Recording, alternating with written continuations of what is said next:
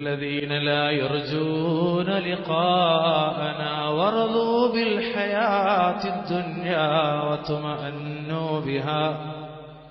واطمأنوا بها والذين هم عن آياتنا غافلون.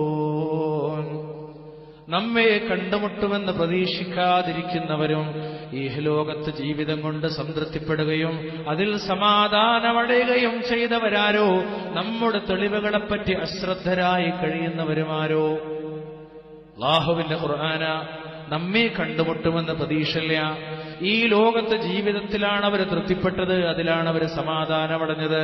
ഒരു ലോകത്തെ പറ്റിയുള്ള ധാരണ, മറ്റൊരു ലോകത്തേക്ക് കടന്നു വരേണ്ടവരാണ് നിങ്ങളെന്ന കാഴ്ചപ്പാട് നമുക്കുണ്ടാക്കി തീർക്കാൻ പടച്ചിറപ്പിന്റെ ദൃഷ്ടാന്തങ്ങൾ വല്ലദീനഹും അൻ ആയാതിനാ ഗാഫിലൂൻ.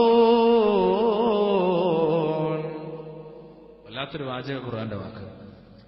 മനുഷ്യന്റെ അസ്വസ്ഥതയുടെ എല്ലാ കാരണവും ഈ 4 കാരണങ്ങൾ. ഒന്ന്, പടച്ചോനെ കണ്ടുമുട്ടുമെന്ന് പ്രതീക്ഷല്ല. ഇന്നല്ലദീന ലാ യർജൂന ലിഖാഅന.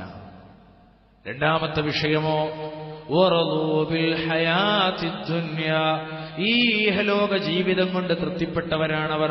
വതുമഅന്നു ബിഹാ. ഈ ദുനിയാവിലെ ജീവിതത്തിൽ അങ്ങ് സമാധാനമടഞ്ഞവരാണ് അവർ. എന്റെ സ്വത്ത് മതി എനിക്ക്, എന്റെ മക്കൾ മതി, എന്റെ കുടുംബം മതി, എന്റെ ഇണ മതി, എന്റെ തുണകൾ മതി, എന്റെ സംവിധാനങ്ങളും സൗകര്യങ്ങളും.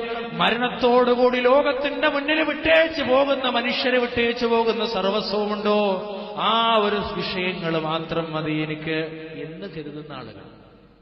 എന്നിട്ട് അവസാനം പഠിച്ച പറഞ്ഞ വല്ലദീന ഹും അൻ ആയാതിനാ ഗാഫിലൂൻ. ഇതൊന്നുമല്ല ജീവിതം.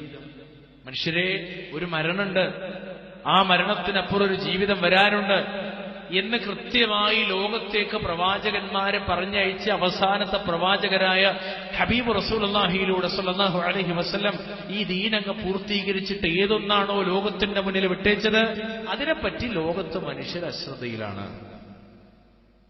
മനുഷ്യർക്ക് അതിനെപ്പറ്റി യാതൊരു ധാരണയില്ല.